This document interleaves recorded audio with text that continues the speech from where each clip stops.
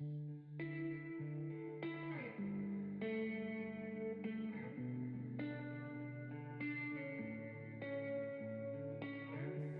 is a podcast by WellHouse Church, where personal spiritual growth is fueled through a variety of practices rather than a single prescriptive time of devotion, where we discuss different spiritual practices that help us be more present with God, others, and ourselves. What's going on, practitioners? What up? It's going to be a chill day today. Yep. 20 weeks. We added it up. 17 prayer practices, 1 introduction on prayer, and 1 conclusion on prayer. So 19 weeks on prayer is a long time. It is. We have talked about prayer. We've talked a lot about prayer and still didn't even hit everything. Correct. There's still a lot more. Yeah. I wish we could hit everything, but I mean, it would take us the rest of our lives. Yeah. Maybe if you were going to get every minute detail about prayer, just to hit the broad strokes, though, of prayer, it might take us another 20 weeks. Yeah. It's a long time. It is. It was time for something new. We finished everything in Adele's book, and there were more that we could have kept going with, but it just felt kind of like a natural stopping place because we were done with the handbook. And there were so many weeks on prayer. Yeah, we've talked prayer. I don't want to say we talked prayer to death, but like we talked a lot about prayer. We did talk a lot about prayer, but why did we talk a lot about prayer? Because prayer is important and people don't know how to pray. Because prayer is important and people don't know how to pray. That's the deal. I think as throughout, or at least recent history, well, let me say, and I'm gonna name it, as a product of modernity, prayer became less necessary because we had the Bible and reason. Yeah. And so we stopped teaching people how to pray. Yeah. Which in turn actually didn't do anything except you got a bunch of Christians that don't know how to pray. Yeah. I mean, and we didn't talk. Go ahead. Other traditions do better jobs of teaching people how to pray 100% than evangelicals do. If you're in a tradition that goes through catechism, you know how to pray. You're gonna know how to pray.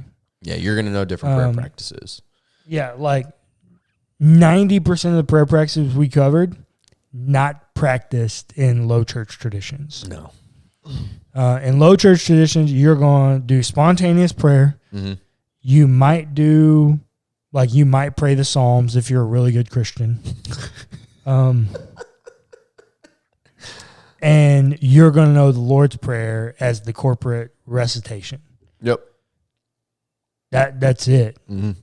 I mean, and even then, you learned it in Sunday school, but once you got into the youth group, you quit talking about the Lord's Prayer, basically. In low church traditions, that's probably true. I mean, yeah. if you're in a low church tradition that's more reformed in nature, you might actually recite the Lord's Prayer every service. Maybe. But yeah, you largely you don't use it anymore. Unless you play football, because you're going to pray it before every game on Friday night. So, yeah. But I mean, really, people just don't use it. Yeah. I think the whole purpose of this, and I've been telling people about this a lot. I had a friend that we need to talk about this whole thing off camera. But I had a friend get baptized the other day. Hey. Yeah, he invited me to come. Praise the Lord. Absolutely. He's been in the church his entire life. He's my age, a little bit older. Never been baptized. Always wanted to. But never felt comfortable in his home churches to take that step. Mm. He's finally in a church where he feels at home. And he feels like he's found his church family. Mm. He's found his community. And he wanted to be baptized, and Praise so they the did Lord. it. It was a really small thing. It was done in the pastor's backyard in his pool. And his girlfriend came, and his girlfriend's mom came, and then me. That was it. Nice. It was amazing. But afterwards, we went back to my place, and we were drinking a beer, smoking a cigar, celebrating. And he was like, it's taken me a while to grow enough to a place where I felt ready to be baptized. Yeah. And I was like, I get that. And what's funny is we tell people all the time that they need to grow and that they need to pray, but they don't know how to grow and they don't know how to pray. Yep. And I sent him a link to Adele's book, and I said, I want you to read this for me. Yeah. Start doing some of the things in that book. That's the deal. Adele breaks her book down So perfectly. and there's It's like a manual. Well, it's called a handbook. It's Spiritual Disciplines Handbook. There's like 70 something disciplines in the book. Mm. And of those 70 something, they're all written in the same format. Mm-hmm. So you have like a grid list of stuff that's like the definition, the desire, Yep. like the kind of fruits that come from it, all this kind of stuff. Just like a big overview of the discipline. And you've got 2 pages of her content, her thoughts on the practice. Yeah. And then you have reflection questions, spiritual exercises, and additional recommended resources. Mm-hmm. It really is a handbook. It would take you 5 minutes a day probably to read it. Oh, yeah, if that. Like Maybe if you're a slow reader. I mean, definitely no more than 10, including doing some of the exercises. Oh, yeah, absolutely. And you will grow a ton. I didn't find Adele's book until the fall of 2019. My first semester. Yeah, my first semester at Truett Seminary, they introduced me to Adele's book. Oh, no, it was my second semester. Oh, okay. It was not my first semester. It was my second semester. So it was spring 2020. Spring 2020, during COVID, or the semester of COVID. Oh, that's right, because that's when you started the Pastor Cullen thing. Yeah. And Adele's book literally, like, totally revolutionized the way I thought about spiritual formation. Yeah. Because I always knew that, like, there had to be more to it than what I was given. Yeah. But, like, I didn't even know where to begin looking. Yeah. Because the only other exposure, my stupid academized self. Academized. Yeah, I'm trying to verbatize this, and I don't know if it's possible, but Your learned yeah, my self. learned self. The only exposure I had to like intense spiritual formation was studying the patristics and like the Desert Fathers and like Oh, yeah. those dudes, and it's like I actually own a book on the Desert Fathers. you don't or you I do. do, yeah. I own several. Yeah. And like they're hardcore, Yeah. but like nobody does that anymore. Yeah. It's like, yeah, nobody does that anymore. So essentially, the question becomes, how do you grow as a Christian in modern times, right? We don't have, these journeys that these pilgrimages, right, that people used to go on. But so we do. You just got to go overseas to get Yeah, them. they're just not on this side of the pond. Right. So as we really are the new world. yeah, as Western Christians Well, or Eastern Christian, no, no, Western. no. As American Christians, because if you're in Europe, you can get to. If you're in Canada or if you're in South America, Okay, so north in the Americas. So Western Christians. No, because Europe would also be considered Western Christians, and they can get there very easily because they don't have to fly across. they can take trains and multiple travel options. Okay. It doesn't cost near as much for them to get over there. Okay. Well, on this side of the pond, whatever. It's hard to do things like that, right? So yeah, we need different ways. We need different practices that we can engage. You know what I mean? Yeah. So what's your favorite prayer practice? The one I probably use the most, and it's kind of split, is in between, or at least recently, it's kind of split between three. Labyrinth prayer. Yeah. Breath prayer. Yeah. And fixed hour prayer. Yeah. So the one that I do most is breath prayer. I probably use breath prayer 20 times a day. And I've just gotten into a habit where, like, if I start to get stressed out, Yeah. I take a deep breath, and it's just my natural habit that, like, I'm going to walk away and I'm going to take a deep breath. That's something that I've had to work very hard on because I'm not good at that. That's not my natural. I'm very much so an intense personality. Yeah. And I have a tendency to, unfortunately, Fly off the lose handle. my mind. Me too. So I recently had an experience that we've talked about. Made me realize the little things don't matter. Yeah. Quit freaking out about the little things. Yesterday I was in my trailer. I was putting away some laundry. And I tried to open a drawer. And it wouldn't open. Oh, my God. Yeah. I started jerking on it and wiggling it. And then I stopped. I was like screaming and like doing all kinds of crazy stuff. I get it. And I stopped. I did breath prayer. Yep. And I kind of did like the in, out, bad vibes out. Woosah. Yeah. I just did this whole motion, breathing, praying. Yeah. It didn't make me any less mad or any less stressed out. It just made me stop. Yeah. And then go back to it, right? Well, like today, I was moving some stuff from our old house to our new house, and I have like a little closet, and I was trying to put a shelf in there. And it was like, it's one of those metal shelves you buy at Home Depot or whatever, and you put it together. Mm-hmm. It's like got all the little parts, and they got the holes, and you're trying to put it together. And I was trying to put the Those shelves. things are frustrating as hell, though. Like, let's be honest. Oh my God. I was trying to put them at the perfect height because I had all the stuff I wanted to fit. Yeah. And so I was trying to put it all at the perfect height so I could get the most out of what I was trying to put on the shelf.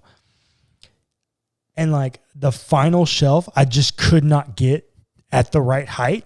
But I'd trapped it in between two other shelves. Oh no. I was losing my mind, dude. Oh no. I'm sure all my neighbors around me know now. Because I was grabbing it and like literally shaking the shelf in the closet. I was so mad. Yeah. So yes, I have a tendency to have very intense personality, and I get mad pretty easily. We do have to say that we get that rightfully. But our father has gotten we better get about it it. honestly. Yeah. Not rightfully. Not right, honestly. Yeah. Our dad has grown out of that in recent years, or is at least getting a lot better about it. Yeah. But like all of the men on the Ware side of the family are this way. Nope. Take it back. Okay, not all. Yeah. There's one that is not. Who is that the one? oldest. Oh. He is super chill. Pop's brother? No.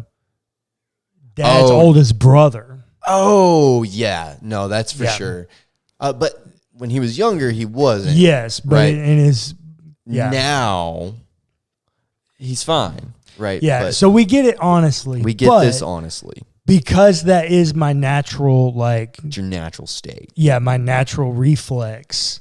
I've had to work really hard to try to fight against that, and I find myself using the breath prayer all the time. I've started doing that because I realized how toxic it is that I get that mad about something so stupid. Yeah. I realized that is probably my most toxic trait. Yeah, it's really unhealthy. And So now I've started utilizing the breath prayer whenever I start to flip out like that. Yeah. And then the second one that I use the most, especially now, because I'm taking my dog on a lot more walks, prayer walking. I really enjoy prayer walking. Just the opportunity to walk and lay eyes and sometimes hands on things that you're praying for. Yeah. It just, I don't know. It's something that is really wholesome. It also gets me outside. Yeah, that's the true. other thing. Through this, obviously, as we're prepping for a series on prayer and things, we're reading a lot and doing stuff. And so we're constantly looking at things for our content. And I did not realize before this series, and really it just kind of hit me within the last week, like just kind of thinking holistically about everything going on in my life. It's really healing just being outside. Oh, absolutely. Now, let me say, where we are in the greater Houston, Texas area, it's really healing to be outside. Because is it hot? Absolutely, it's hot. But it's nice. Yeah. If you're Today it was not. But yeah, if you're in like Scotland or something where it's Belgium, where it rains 80% of the time, or it gets dark at 4 p.m. and or if you like live in Alaska, or like an urban area where it's Oh, constantly busy, the concrete jungles. Yeah, if that's you, like maybe it's Yeah, not. maybe it's healing not to be because outside. it's peaceful, or because it's not peaceful. Yeah, but for us, where we are, and we're in a suburb of the greater Houston area, so it's not too busy. Life runs pretty slowly if you want it to. And we both live where we can look out our back doors and see nothing. Yeah. Right. I mean, I see I-10 a little bit, but like that's it. Yeah. Well, you can see the river. I can see the river, and I can see the creek. Yeah. And you're one spot off the actual river. Yeah. I take 10 steps and I'm on the bank, honestly. Yeah. My backyard actually looks to the creek. Like today I was watching and I was on the phone with our mom and she was like, hey, do you know how much rain we've had today? And I'm like, oh yeah, a lot. The creek's overflowing. Yeah. We've had a lot of rain. It's a lot. So yeah, we have places where we can go outside that are really nice. But even if you live in Houston, like Buffalo Bayou Park. Oh yeah. Oh, beautiful. It can really slow down. Discovery Green is more busy, but there are some places around there that can slow down. The art park in Houston, you can really slow down. You can find places. You can find places of respite where you can. Yeah, I mean, even in New York City, right? I mean, you could go to Central Park is like 900 acres or something. Yeah. There's a place to go there where you can find some chill. Yeah, where it's secluded. You may not get away from the noise. Yeah. But you might not see someone. Yeah, like, and I'll be honest, this is the first place that I've lived in a long time. Probably, honestly, this is the first place I've lived probably